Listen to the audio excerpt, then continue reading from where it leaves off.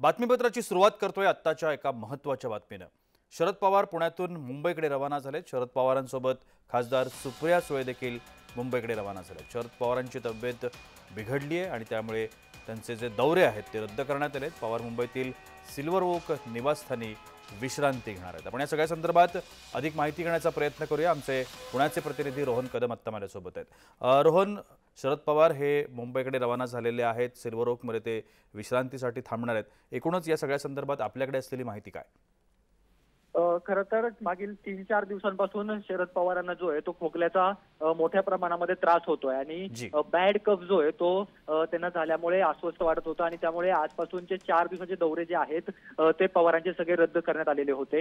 याच पार्श्वभूमीवरती ते कदाचित पुण्यामध्ये विश्रांती घेतील अशा प्रकारची शक्यता होती, परंतु खासदार सुप्रिया सुळे आज दुपारनंतर पुण्यामध्ये आल्या आणि त्यांनी शरद पवारांना घेऊन जे आहे ते मुंबई या ठिकाणी आलेले पाहायला मिळत आहेत। सोबत शरद पवारांच्या पत्नी आणि सुप्रिया सुळेंच्या मातोश्री असणाऱ्या प्रतिभा काकी देखील पवार साहेबांसोबत एकाच गाडीतून जे आहेत हे तिघही जण मुंबईकडे रवाना झालेले आहेत आणि इथून पुढचे 4 दिवस म्हणजे हिंगोलीचा दौरा आजपासून होता तो दौरा देखील रद्द केलेला आहे। पुढचे 4 दिवस जे आहेत ते विश्रांती घेण्याचा सल्ला डॉक्टरांनी दिलेला आहे। त्यामुळे शरद पवार जे आहेत ते इथून पुढचे 4 दिवस मुंबईतील त्यांच्या सिल्वर ओक या निवासस्थानी जे आहेत ते आराम करणार आहेत, विश्रांती घेणार आहेत आणि डॉक्टरांच्या सल्ल्यानुसार त्यांची जी आहे ती सगळी काळजी घरचे कुटुंबीय घेताना पाहायला मिळत आहेत। धन्यवाद रोहन, आपण दिलेल्या विस्तृत माहितीसाठी।